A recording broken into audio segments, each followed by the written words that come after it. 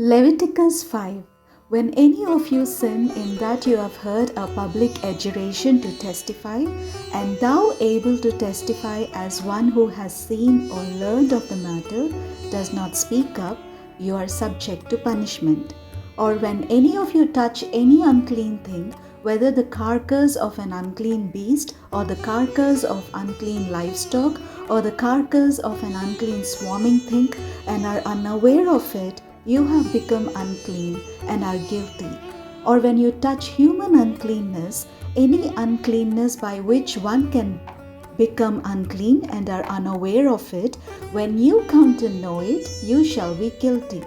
Or when any of you utter aloud a rash oath for a bad or a good purpose, whatever people utter in an oath, and are unaware of it, when you come to know it, you shall in any of these be guilty. When you realize your guilt in any of these, you shall confess the sin that you have committed, and you shall bring to the Lord as your penalty for the sin that you have committed a female from the flock, a sheep or a goat as a sin offering, and the priest shall make atonement on your behalf for your sin. But if you cannot afford a sheep, you shall bring to the Lord as your penalty for the sin that you have committed 2 turtle doves or 2 pigeons, one for a sin offering and the other for a burnt offering. You shall bring them to the priest, who shall offer first the one for the sin offering, wringing its head at the nape without severing it. He shall sprinkle some of the blood of the sin offering on the side of the altar, while the rest of the blood shall be drained out at the base of the altar. It is a sin offering. And the second he shall offer for a burnt offering according to the regulation. Thus the priest shall make atonement on your behalf for the sin that you have committed, and you shall be forgiven. But if you cannot afford 2 turtle doves or 2 pigeons, you shall bring as your offering for the sin that you have committed 1/10 of an ephah of choice flour for a sin offering. You shall not put oil on it or lay frankincense on it, for it is a sin offering. You shall bring it to the priest, and the priest shall scoop up a handful of it as its memorial portion, and turn this into smoke on the altar with the offerings by fire to the Lord. It is a sin offering. Thus the priest shall make atonement on your behalf for whichever of these sins you have committed, and you shall be forgiven. Like the grain offering, the rest shall be for the priest.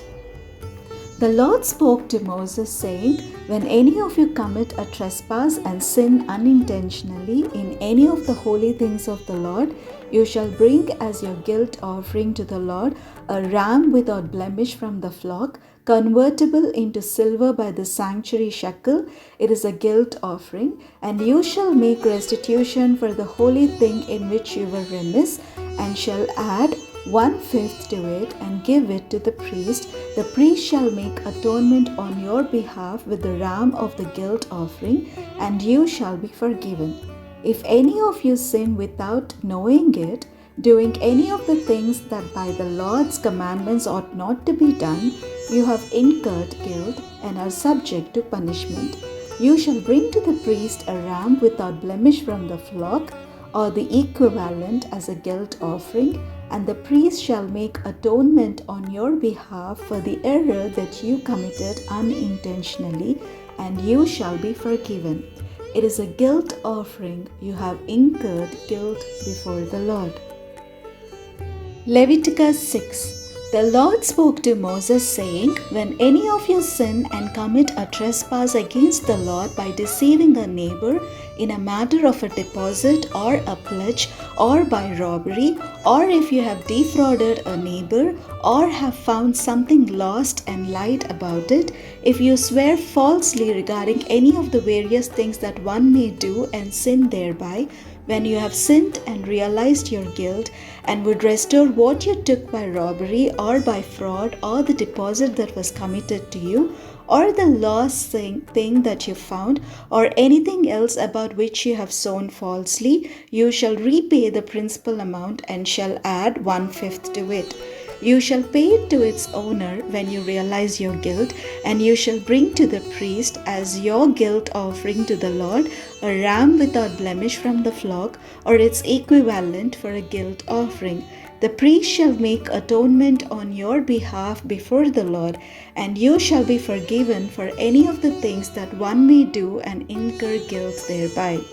The Lord spoke to Moses, saying, Command Aaron and his sons, saying, This is the ritual of the burnt offering. The burnt offering itself shall remain on the hearth upon the altar all night until the morning, while the fire on the altar shall be kept burning. The priest shall put on his linen vestments after putting on his linen undergarments next to his body, and he shall take up the ashes to which the fire has reduced the burnt offering on the altar, and place them beside the altar. Then he shall take off his vestments and put on other garments, and carry the ashes out to a clean place outside the camp. The fire on the altar shall be kept burning, it shall not go out. Every morning the priest shall add wood to it, lay out the burnt offering on it, and turn into smoke the fat pieces of the offerings of well-being. A perpetual fire shall be kept burning on the altar, it shall not go out. This is the ritual of the grain offering. The sons of Aaron shall offer it before the Lord in front of the altar.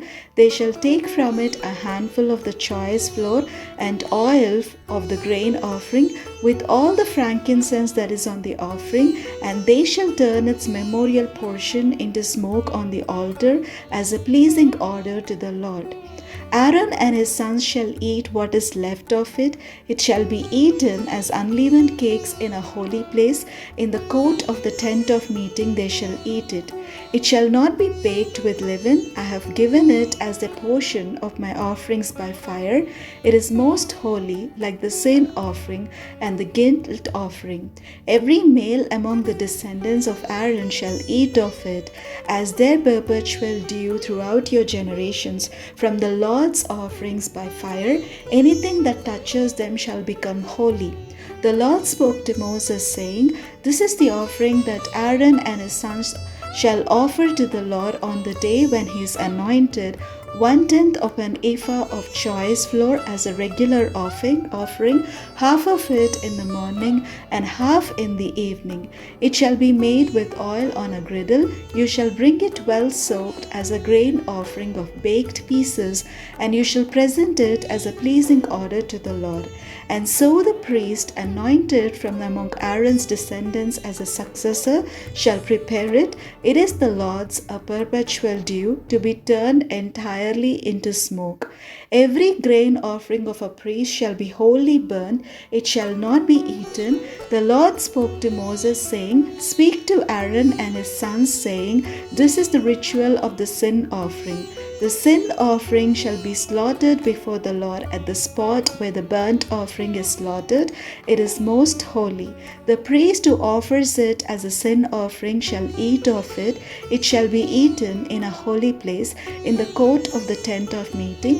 Whatever touches its flesh shall become holy, and when any of its blood is spattered on a garment, you shall wash the best spattered part in a holy place. An earthen vessel in which it was boiled shall be broken, but if it is boiled in a bronze vessel, that shall be scoured and rinsed in water. Every male among the priests shall eat of it. It is most holy. But no sin offering shall be eaten from which any blood is brought into the tent of meeting for atonement in the holy place. It shall be burned with fire. Leviticus 7. This is the ritual of the guilt offering. It is most holy. At the spot where the burnt offering is slaughtered, they shall slaughter the guilt offering, and its blood shall be dashed against all sides of the altar. All its fat shall be offered, the broad tail, the fat that covers the entrails, the 2 kidneys with the fat that is on them at the loins, and the appendage of the liver, which shall be removed with the kidneys. The priest shall turn them into smoke on the altar as an offering by fire to the Lord. It is a guilt offering. Every male among the priests shall eat of it. It shall be eaten in a holy place. It is most holy. The guilt offering is like the sin offering, There is the same ritual for them. The priest who makes atonement with it shall have it. So too, the priest who offers anyone's burnt offering shall keep the skin of the burnt offering that he has offered, and every grain offering baked in the oven, and all that is prepared in a pan or on a griddle shall belong to the priest who offers it. But every other grain offering mixed with oil or dry shall belong to all the sons of Aaron equally. This is the ritual of the sacrifice of the offering of well-being that one may offer to the Lord.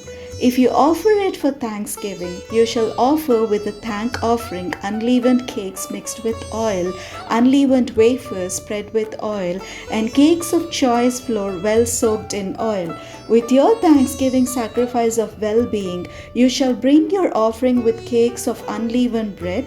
From this you shall offer one cake from each other as a gift to the Lord. It shall belong to the priest who dashes the blood of the offering of well-being, and the flesh of your thanksgiving sacrifice of well-being shall be eaten on the day it is offered. You shall not leave any of it until morning, but if the sacrifice you offer is a votive offering or a freewill offering, it shall be eaten on the day that you offer your sacrifice, and what is left of it shall be eaten the next day.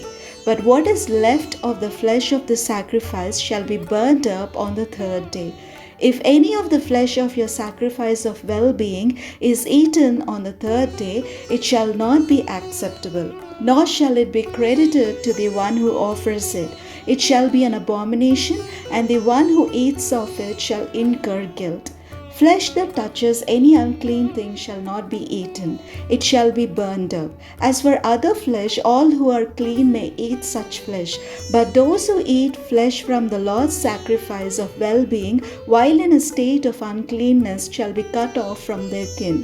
When any one of you touches any unclean thing, human uncleanness or an unclean animal or any unclean creature, and then eats flesh from the Lord's sacrifice of well-being, you shall be cut off from your kin. The Lord spoke to Moses, saying, Speak to the people of Israel, saying, You shall eat no fat of ox or sheep or goat. The fat of an animal that died or was torn by wild animals may be put to any use, but you must not eat it. If any one of you eats the fat from an animal of which an offering by fire may be made to the Lord, you who eat it shall be cut off from your kin. You must not eat any blood whatever, either of bird or of animal, in any of your settlements. Any one of you who eats any blood shall be cut off from your kin. The Lord spoke to Moses, saying, Speak to the people of Israel, saying, Any one of you who would offer to the Lord your sacrifice of well-being must yourself bring to the Lord your offering from your sacrifice of well-being. Your own hands shall bring the Lord's offering by fire. You shall bring the fat with the breast, so that the breast may be raised as an elevation offering before the Lord. The priest shall turn the fat into smoke on the altar, but the breast shall belong to Aaron and his sons. And the right thigh from your sacrifices of well-being you shall give to the priest as an offering. The one among the sons of Aaron who offers the blood and fat of the offering of well-being shall have the right thigh for a portion.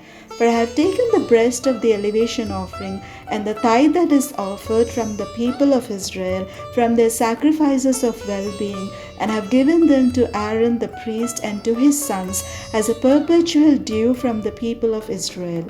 This is the portion allotted to Aaron and to his sons from the offerings made by fire to the Lord, once they have been brought forward to serve the Lord as priests. These the Lord commanded to be given them when he anointed them as a perpetual due from the people of Israel throughout their generations.